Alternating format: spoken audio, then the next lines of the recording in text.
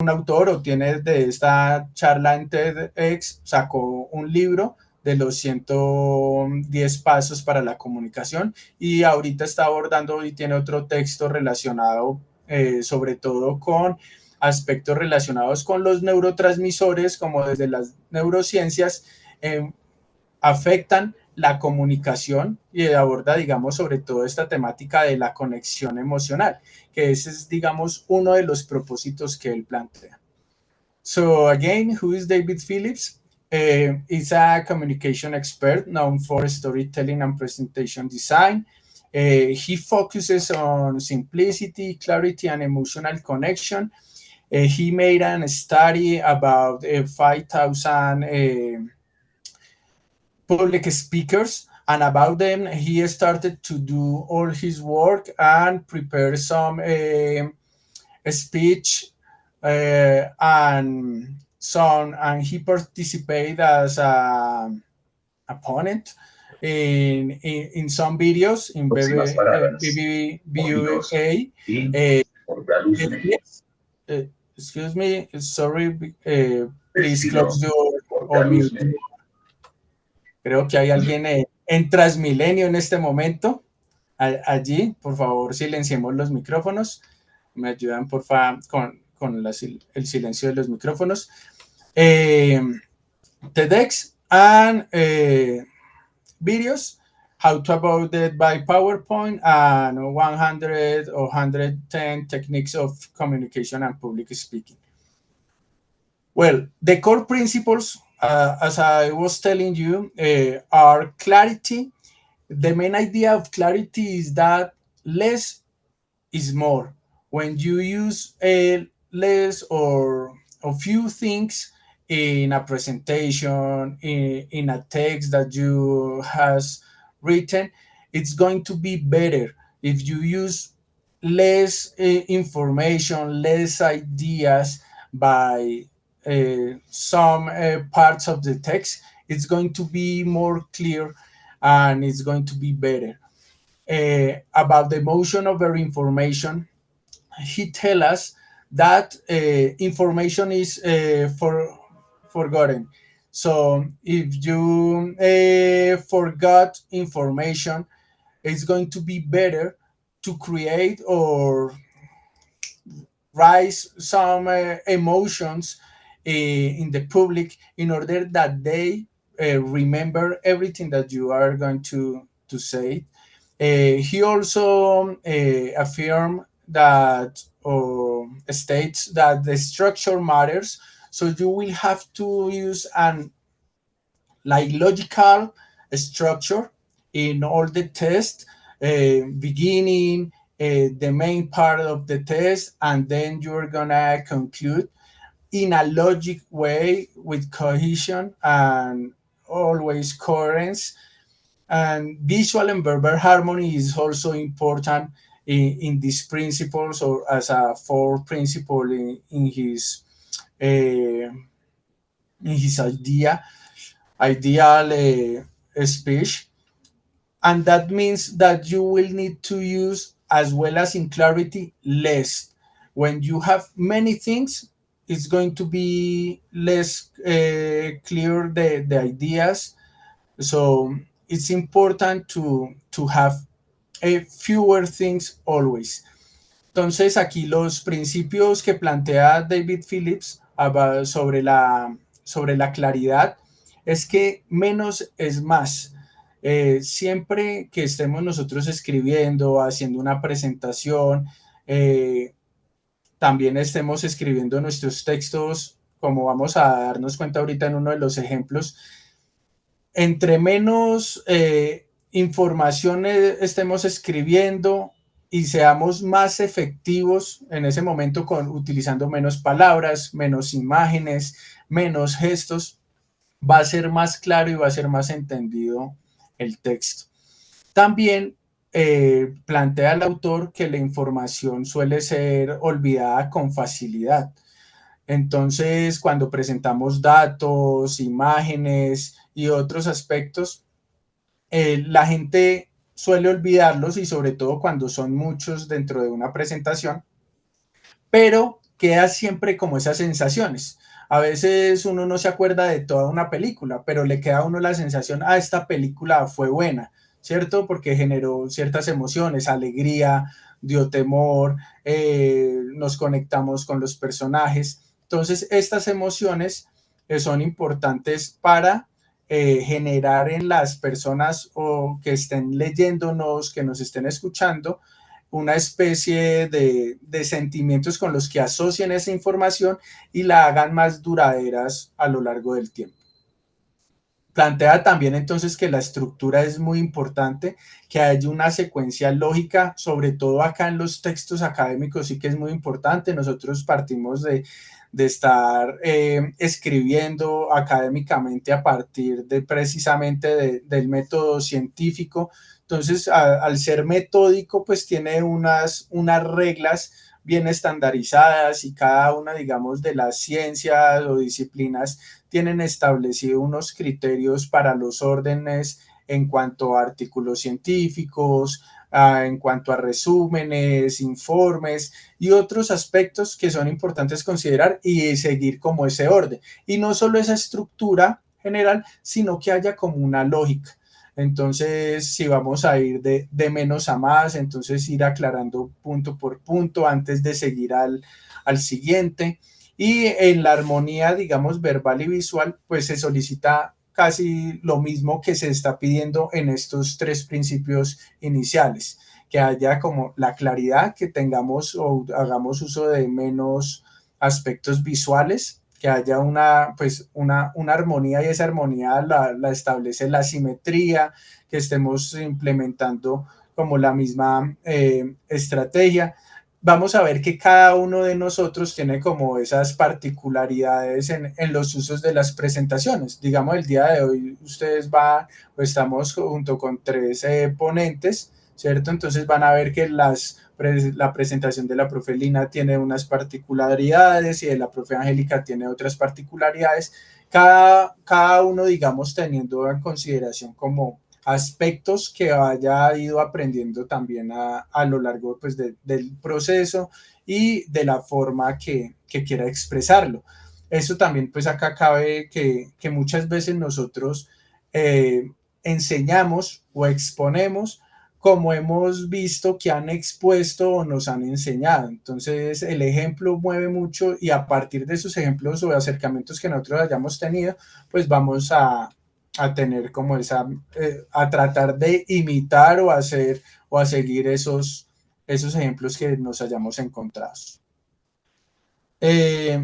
Well, after this, it's important to adapt these core principles to the academic writing, right? So clarity in writing needs to use active voice and concise sentences.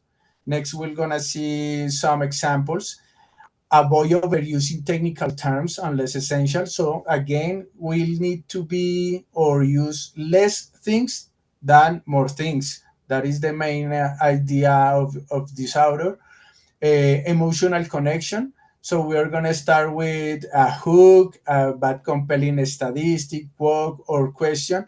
So that is very important to trigger or use some special sentences or quotes that call the attention or retain that attention of the public. Humanize the research by explaining its relevance to real world issues. The structure, so again, a logical structure, introduction, body, conclusions. So we're gonna see that in the introduction, we're gonna use some things that must be there, like the purpose, research question, hypothesis. In the body, we'll need to use logical progression or arguments or evidence. And in the conclusion, summarize the finding, a recap that we're going to have here as well to recap all the information and have clear all the points that we're going to use. Entonces, de nuevo, para adaptar en la escritura académica, pues vamos a necesitar de nuevo estos principios recomiendan, digamos, en la escritura académica usar más, sobre todo en inglés, la voz activa, ¿cierto? Y oraciones como concisas, más cortas, evitar el uso técnico a menos de que sea necesario en algunos aspectos. Recordemos que siempre escribimos para alguien y es importante, y ese es uno de los tips que casi siempre están recomendando en este caso de la escritura académica y efectiva, y es saber para quién estamos escribiendo. Estamos escribiendo para los pares, ¿sí? Como psicólogo le estoy escribiendo a otros psicólogos, o le estoy escribiendo a estudiantes de psicología, o este es un mensaje que va principalmente para la población general, padres de familia, instituciones educativas. Entonces, es muy importante que sí tengamos ese foco en la población a la que va a ir dirigida. También crear de nuevo entonces esa conexión emocional. El autor nos va a mencionar que es importante hacer uso de algunas preguntas, de algunos cuestionamientos, de algunas frases que hagan que ese tema sea más cercano a la persona y genere en él sensaciones. ¿Listo? Esto va a permitir también humanizar la investigación, entender, digamos, que no hay investigación perfecta, que tiene sus alcances, sus limitaciones y una importancia para ciertos casos definidos. Entonces, siempre como que hay una claridad allí. A veces puede ser un error como común o frecuente, y es el hecho de tomar como la precisión o la medida de que todo lo que estamos nosotros escribiendo es como verídico al 100% y es aplicable para todos los casos, pero la mayor parte del tiempo no es así. ¿Listo? Muchas veces por economía mental intentamos pensar de esa forma, ¿cierto? De ahí también vienen, en el caso de psicología, se explican muchos estereotipos que con pocas palabras cae toda la población o una población particular, pero no debería ser así. Debemos ser conscientes que eso es un sesgo y tenerlo allí con claridad, y esto va a aplicar también entonces a la estructura, donde la introducción pues irá al propósito, las preguntas de investigación y la hipótesis con claridad, qué vamos a hacer, la presentación del objetivo general allí, qué es lo que se busca con nuestro documento. En el cuerpo, entonces esa progresión lógica de los argumentos, mostrando evidencia. Creo en inglés tuve la oportunidad de un profesor explicarnos cómo construir un texto. Bueno, y en inglés tenían una expresión para recordarse que era sex hamburger, como la hamburguesa del sexo. Y sex significaba entonces, primero de sentence, como la idea principal, va primero en la construcción del párrafo, luego explanation, ¿cierto? Como una explicación allí, y luego example, de DX. Entonces, en el ejemplo, entonces siempre iba a ir así, la idea principal, la explicación y luego el ejemplo, ¿listo? Como la evidencia de lo que hablábamos aquí, allí en lo de los argumentos. Entonces, esa era la llamada sex hamburger. Y luego sí la conclusión, que es como resumir todos los hallazgos y las implicaciones que hayan allí. Entonces, para ver uno de los ejemplos, aquí vamos a ver un antes y un después. Entonces, acá estamos viendo un párrafo. Bueno, voy a hacer este primero, entonces más bien este está en español. Entonces, el resumen de una idea compleja. Entonces, el impacto de las redes sociales en la comunicación interpersonal se ha estudiado desde diversos enfoques, incluyendo su influencia psicológica, sus efectos en las relaciones personales y profesionales, y cómo estas transforman las interacciones humanas en general. Acá nos están diciendo que este es un párrafo un poco, o más bien inefectivo, y este estaría más desarrollado. ¿Alguien allí quisiera decirnos por qué este estaría mejor? Las redes sociales están cambiando cómo nos comunicamos. facilitan el contacto inmediato, pero también pueden reducir la profundidad de las relaciones cara a cara. ¿Alguien quisiera participar? ¿Quisiera comentarnos algo al respecto? Pueden activar allí el micrófono.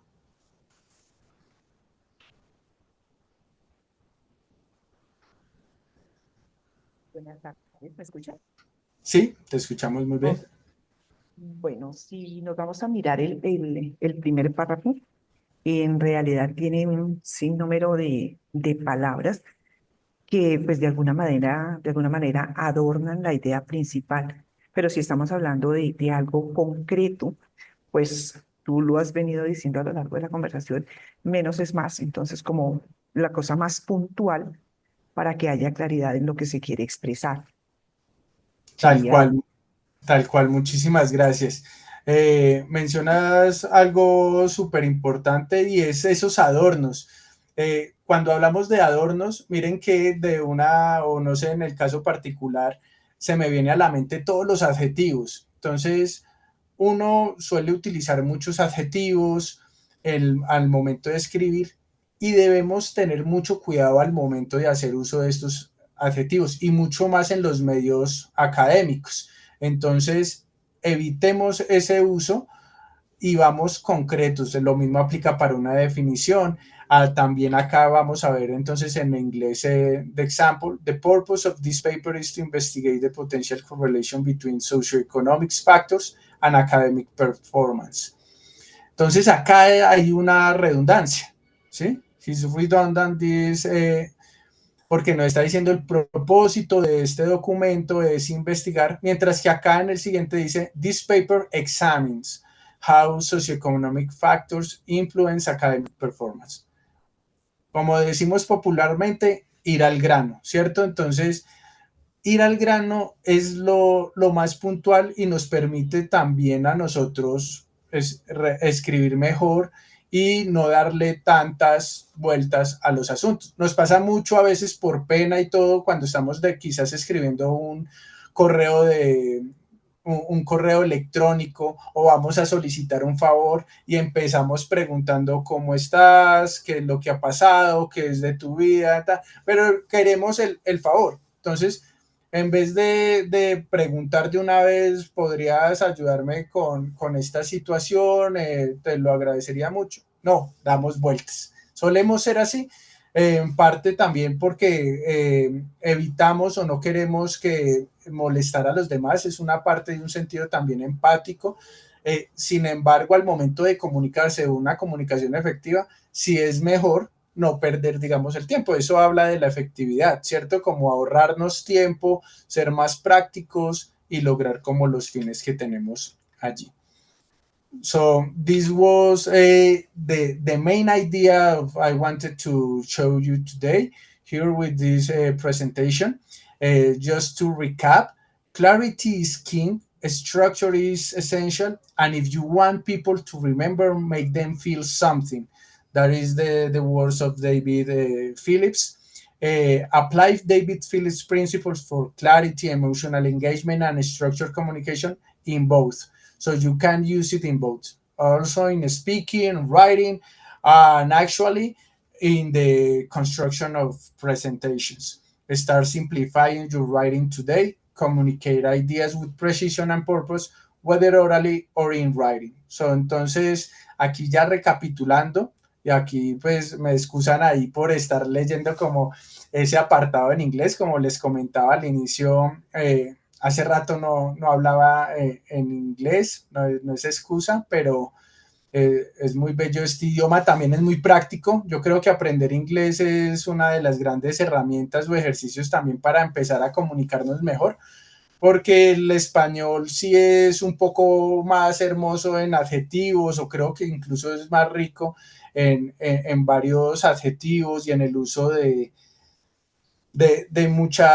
metáforas y otras estructuras que son muy bellas en el caso de la literatura y de la poesía, pero al momento de comunicar el inglés sí es muy práctico. Ellos sí es una cultura en el que su forma de pensar y todo tratan de ahorrar tiempo y quizás eso es lo que nos cuesta también al momento de pronunciar, lo digo también por experiencia personal, que muchas veces ellos para hablar rápidamente o poder hablar más rápido, pues omiten sonidos y es difícil pues aprenderse cuándo es que se omiten esos sonidos. Entonces acá el autor nos está diciendo que la claridad es el rey, ¿cierto? Es clave, la estructura es esencial y si quieres que recuerden, tienes que generar alguna emoción en las personas que te escuchan.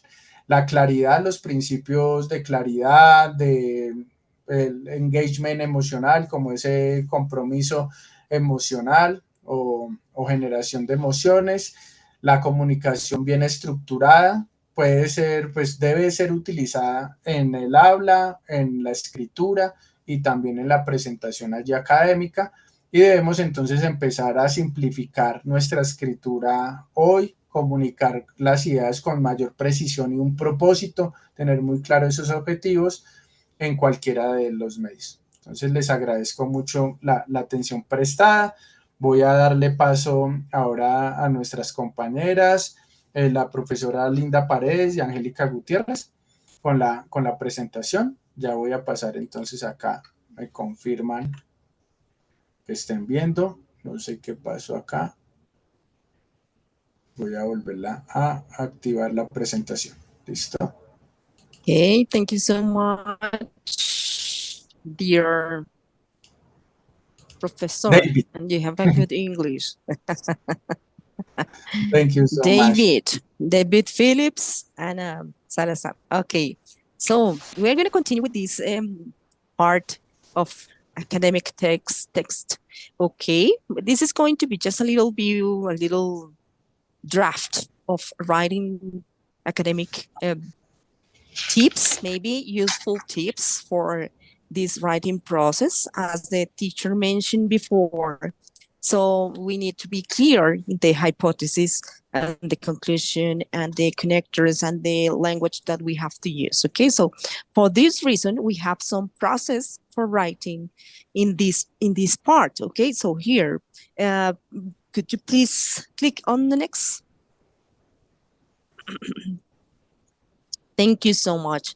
This is going to be about the planning. We need to have several steps, not only typing and typing and typing, but we need to stop and think, what are we gonna say? What are we gonna write to the other indeed, also in a WhatsApp message, we need to plan and think, okay, wait a minute, what is the intention of the communication of this part?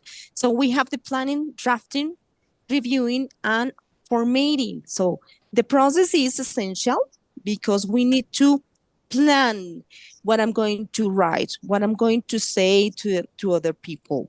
Okay, drafting is important to have the outline that we need to write there. Okay, so first of all, the hypothesis. Second one, the examples. Third one, the argues. Okay, so the quotations, and the final part is the conclusion, as David mentioned in his presentation in a little bit short part. Okay, so it's important to review and read again and rewrite again, because maybe sometimes we have a lot of mistakes there, and we need to check, and we need to other people read us in order to correct us and clarify our ideas. So the second one is the next part, please, dear David, sorry. So we have an example of citation of APA. Okay, it's very important. It's very important to have this very clear. Okay, we need to follow these rules. We don't like it, but these are beautiful when you see text and academic writing with these quotations and with the structure, and especially in English, that we have this structure. No, we have hypothesis, body, and conclusion. Okay, so always, if you have this in mind, whatever you are going to write, you are going to do an excellent writing. So here is an example of the APA citation quotation. So notice that we have to take into account these, the authors, the date of the quotation, also the full reference. If you are going to reference everything, or you are going to paraphrase, or you are going to say just a little quotation of this part, okay, or a direct quotation, okay. So as the author said in page 58, okay, so we are going to do these examples of APA citations. So the next one is tips for academic writing. So as the teacher David says, we need to understand our audience, our public, our readers. So they are going to be undergrad. They are gonna be child. They are gonna be professors. They are gonna be co-workers. Okay, so we need to take into account the audience to be effective. Also, I'm agree with the teacher David that we need to be clear. Okay, simplify our language. Okay, so we don't need to add a lot of adjectives. So we have to also in English a lot of adjectives, a lot of good beautiful words too.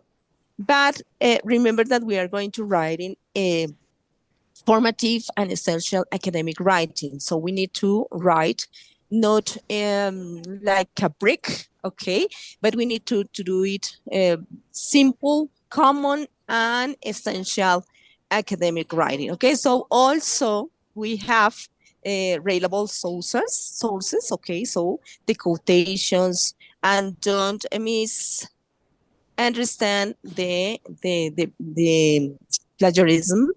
Okay, so we copy and paste. No, we need to quotate all the time. Okay, and balancing the theoretical and practical contents. Okay, so you need to do examples or arguments to give implicit or explicit our ideas. Okay, read between the lines.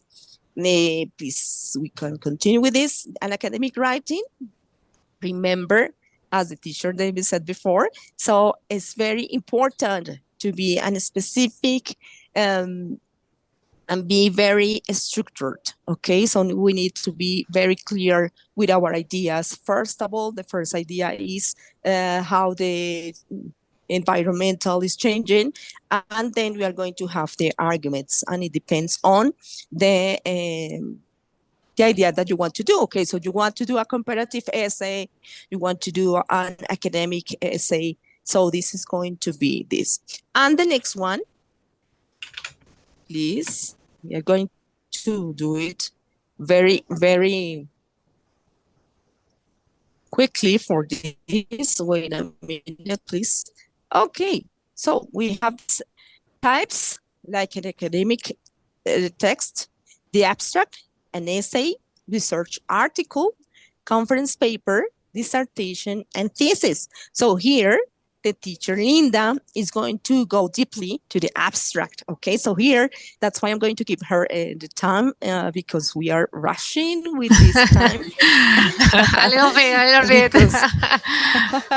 Because we I extend too much. No, don't worry. It was very, very useful for us. For sure, okay. for sure. And the abstract is going to be the academic test that we are going to focus on this, in this specific part of the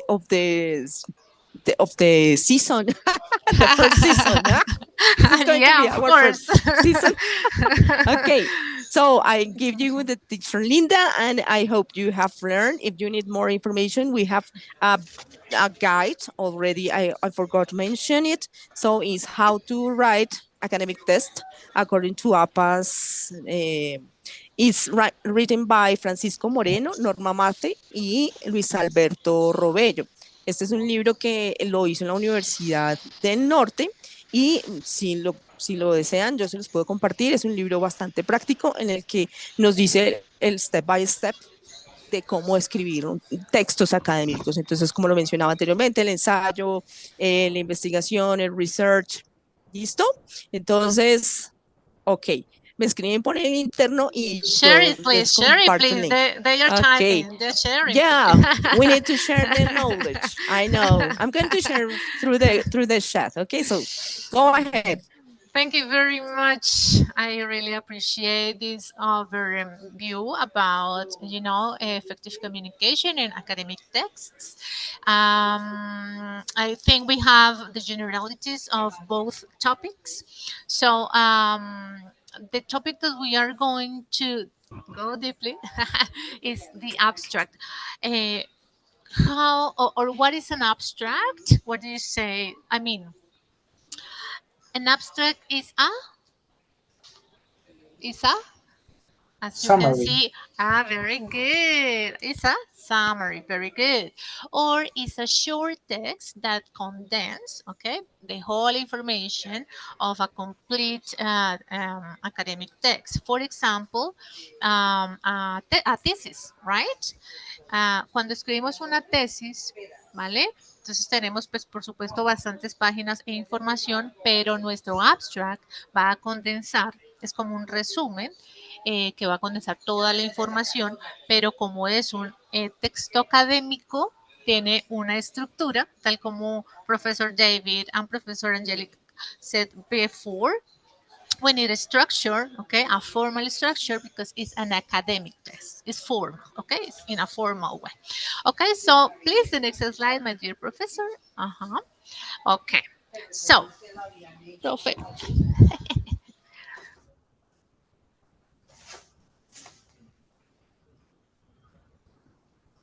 All right, good. So we are going to continue here. What is the purpose of the abstract? What did you say? Is, as I mentioned before, to identify the basic content of the paper. Okay, that is the purpose.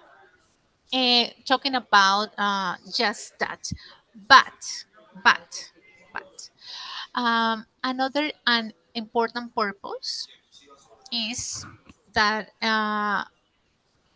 students need it, but professor needed too. All right. What for? Submission of articles to journals. So, nosotros no podemos pasar toda la tesis, ¿cierto? O todo el paper que hacemos, el reporte, el informe, porque es muy largo, ¿cierto? A las revistas científicas, académicas. Entonces, ¿qué se requiere? Un abstract, ¿correcto? Entonces, por eso nosotros como profes también los estudiantes, necesitamos saber cómo organizar, estructurar un abstract para eso, ¿ok?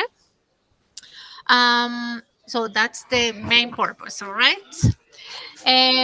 Types of abstract according to the content. So we have here an informative one and a descriptive one. Okay. Most often use the informative abstract. Okay. Why? Because it's more detailed. Okay. Because they have common sections. Okay. For example, background. We are going to check these parts later, but these are the general parts, okay, in an informative abstract. We need to take into account the stylistic considerations. Okay, so there is a word limit here. Maximum 250 words. Okay, take that into account. And I think we are going to repeat this because Professor David said before that it should be complete, concise, clear, and cohesive. Okay, these are the 4 characteristics that or to write a great, well-written abstract. Okay, and now we are going to check how to structure, and we are going to use a 5-part model. Okay, each part of this model has a specific function. Okay, so we are going to check that. We have 5 parts. They are going to be introduction, purpose, method, result, and conclusion. But also we need the keywords. The keywords are very, very, very important. Okay. So, what is the introduction? The introduction establishes paper's context, all the context, and motivates the research or discussion. Okay, so it should be, as Professor David said previously, give something, something like related to emotion, but also interest. Okay, also interesting that if you read that part, so you say, okay, that this topic is interesting, I will read it. Yeah, I will read the whole paper. Okay. The second one is the purpose, the reason why. Yeah, why this thesis is important. Why? Okay, so this the purpose should outline the aim behind the paper. Okay. Number three, the method. The method is the procedure you use uh, to do research. Okay, for example, quantitative research, qualitative research, mixed research. Okay, so you have to put it there. It's very, very important. Now the result. The result indicates the findings. Yeah, what you discovered. Yeah, what is new. Why that result has to be for sure related to the purpose of. Mhm. And the final part is the conclusion. I mean the of the text. Okay, the conclusion that it points to applications or wider implication and interpretation scopes. Okay, and the keywords are essential. Okay, because of when you want to look for a topic, yeah, to seek for a topic, you write like a keyword, right? Okay, for example, effective communication. That is a keyword. So as soon as you type that, you are going to find a lot of topics about that related to that. Okay, so that is the importance of those things, those words. Okay. Now we are going to check an example. I'm going to show you an example, and I want us to identify the parts. Okay, so let's continue. In this example, I want to make three exercises. One, to read it first. We are going to read the text first. Number two, we're going to try to identify the parts, and we are going to complete it. Okay. Now, are you ready? You ready? Yes or no, guys? Yeah, for sure. Okay. We are going to read it, okay, together. Social media technologies collapse multiple audiences into single contexts, making it difficult for people to use the same techniques online that they do to handle multiplicity in face-to-face conversation. This article investigates how content producers navigate emerging audiences on Twitter. We talked with participants who have different types of following to understand their techniques, including targeting different audiences, concealing subjects, and maintaining authenticity. Some techniques of audience management resemble the practices of micro-celebrity and personal branding, both a strategic self-commodification. Our model of the networked audience assumes a many-to-many communication through which individuals conceptualize and imagine audience evoked through their tweets. I mean, as you can see, the abstract should be one well-written paragraph, okay? And as you can see too, it has to condense all the 5 parts that we checked on the structure, yeah? Uh, so we are going to try to identify what the purpose is, the introduction is, the conclusion is, the result is, and the method is. Okay? So, for example, in the space, in the first space A, what do you think we should um, place, purpose, introduction, conclusion, result, or methods? Type on the chat box, please. We want to read you. Mhm. Introduction, very good. Thank you very much, my dear professors. You're participating so actively. Very good. So, number one could be the introduction. So, we are going to drag, please, Professor David, we are going to drag this into letter A. Ah, okay. Okay, good. Thank you very much. Um, this is introduction, right? Okay. Social media, this is like a context, right? We said that introduction is a context, so this could be a context. Okay, what about B? What about B? Is it the purpose or the method or the result? What do you say? What do you say? The purpose, Marta Liliana says, 32. Good. So, the purpose, of course. Mhm. What is the keyword that you said, okay, this is the purpose? What is the main phrase or that leads you to select purpose? Hmm?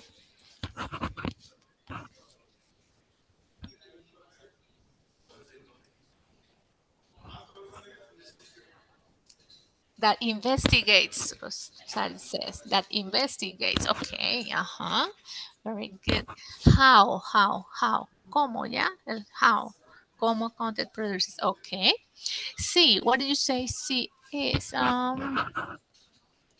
We talked with participants who have different types of following to understand their techniques. What about C? C could be method, result, or conclusion.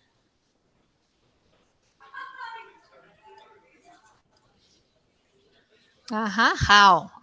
Very good. You underline how. Very, very good. So, what did you say? Mm, Method, Angela said. Method, maybe? Yeah. Why? Why the method? What is the keyword to select method? Method. We talked. Okay, we talk. There are different techniques. Okay, very good. Excellent. And we have two left. Okay. D.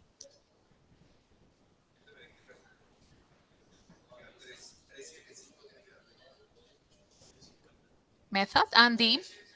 What could it be?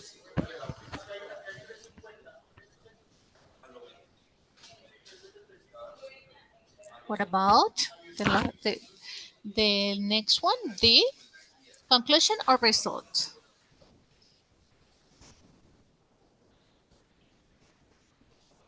Some techniques of audience management resemble. We talked with investigates how. Mhm. What did you say? Martha said result. Result. Okay. Why? What is the result? What is the keyword to select that? And of course, Professor Reva, of course, the last one is conclusion. Very good. Our model of the network audience assumes a many-to-many communications through which individuals conceptualize and imagine audience evoked through their tweets. Okay, very good. So, and remember that it has to be okay as yes. And finally, I want to share with you some uh-huh, some final tips for writing an abstract. Okay, remember the characteristics, remember the purpose, the style. Okay, And these do's and don'ts, correct? So what to do and what not to do, okay? So do. The abstract should be written at last. I mean, as soon as you finish the whole paper, the whole research, the whole text, okay? So because you have the structure of every point, okay, every part, so you need the complete information, okay, to write it. So you should write it at the end, correct?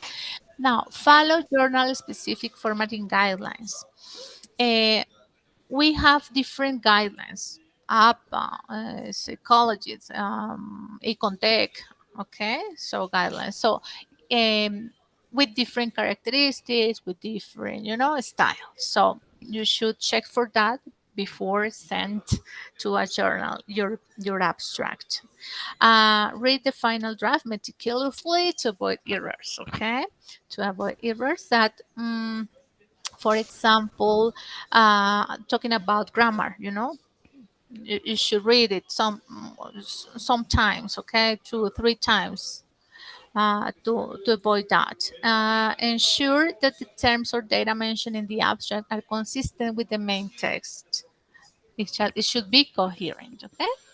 And include appropriate keywords at the end. We talked about that previously. And the don'ts.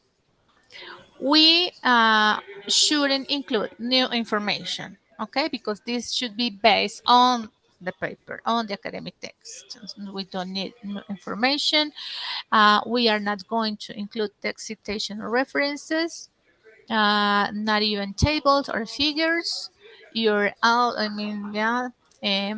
directions are abbreviation unless they are necessary, okay. With this, I finish my participation. We hope we could clarify how to structure an abstract, the importance of this academic test. I mean, this is one of the less complex, academic texts. But as Professor Angelica said, this is the first part. So we wanted to start with an easy one that maybe we are close to because I'm sure we already wrote one of these. Okay. So thank you very much for your participation, for your active post contributions. Okay, thank you very much. That's it. I don't know if you wanted to say something else, Professor David or Angelica. Well, no, just thank you so much for all for this opportunity as well to share with you this afternoon. Maybe some questions. I don't know if somebody has some questions as well to hear them. And I just wanted to add something that I was remember when I hear all your presentations, professors, and it's some websites that are free and they allow us to practice and improve our written skills, writing skills. So I would like to share it for you. I don't know if you allow me, please, and we can as well hear Professor Angelica while I'm looking for these websites as well. Okay, thank you so much for everyone. So don't forget to fulfill the attendance forms, please. It's in the chat.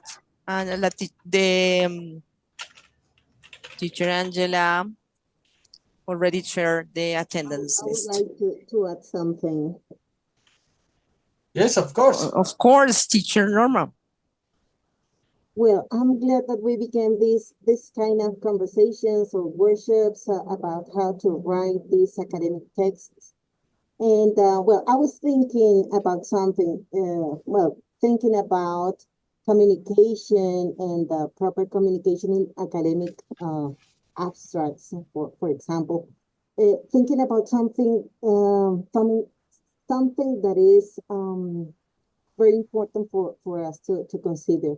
We have to take into account the formal text and all the parts of the abstract and this kind of text. And I was thinking about something beyond language that is what linguistics call the meta text. And is the sometimes when we are not native speakers and we have to write this abstract in this foreign language like English, we use our cultural backgrounds, our knowledge, our culture when we are communicating. And there are some differences in the way each language and even in academic tests it's produced. So, well, I don't know if maybe in other workshops we can talk about all these kind of things, how it works, this rhetoric part of the text, the meta text and all this that maybe we should consider when writing in a foreign language. Okay, thank you. Of course, thank you so much, Professor Norma. Thanks for your comments. This is one of the websites that I would like to share with you. It's called Equator Network. As it said, it's a website pretending to enhancing the quality and transparency of health research. So you can check here like many guidelines for any kind of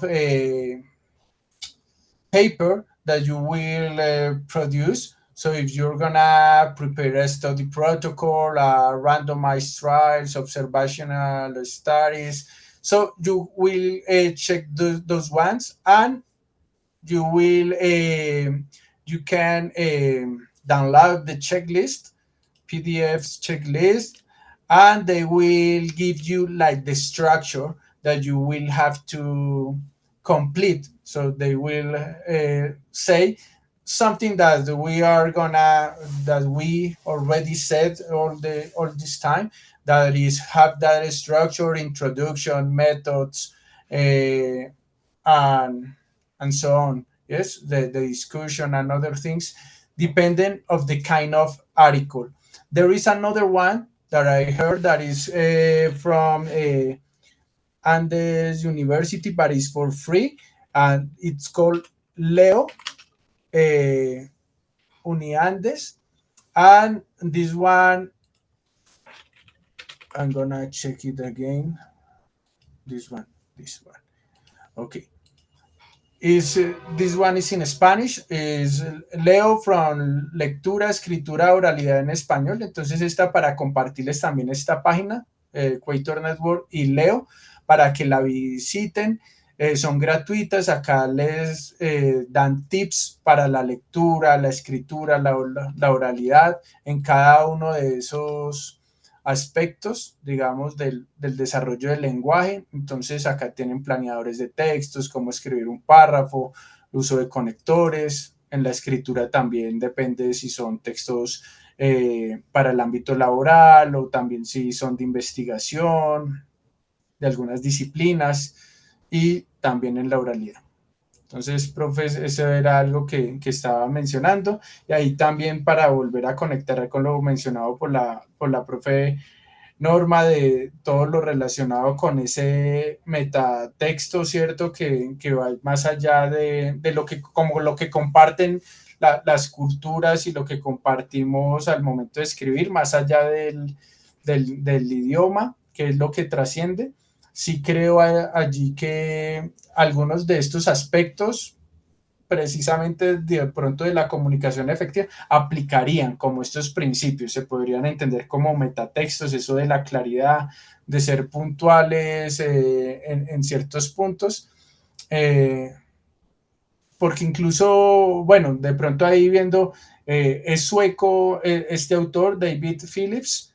Él es sueco, sí lo he visto presentar todo es en inglés, pero creo que él tiene también o trae eso a colación, de que muchas de esas cosas vienen incluso esto como de los gestos, sobre todo en la oralidad, ¿cierto? Entonces, esos gestos que tanto comunican hacen gran parte de lo que es la comunicación y que están allí, muchas veces no somos conscientes, pero priman la mayor parte del tiempo. Ese era como uno de los aportes finales que quería comentar. Agradecerles entonces de nuevo, muchas gracias, profe Lina, profe Angélica, muy grato compartir este espacio con ustedes, con cada uno de ustedes. It was a pleasure too. No, Thanks a lot for the opportunity. no sé si les estaba compartiendo las pantallitas Yes, ahorita. yes, ¿Sí? yes. Sí, Vale. sí. No. Muy bien. Muchísimas gracias, profesor David. Ya practicó muy bien el inglés. Sí. Congratulations. Muchas gracias. Ahí para desoxidarme. You did it great. So thank you very much. That was all for today. We will be waiting for you next time for our Thank next you. workshop. Thank you, everybody. Have a good Thanks for afternoon. coming. Bye bye. Goodbye, good trials.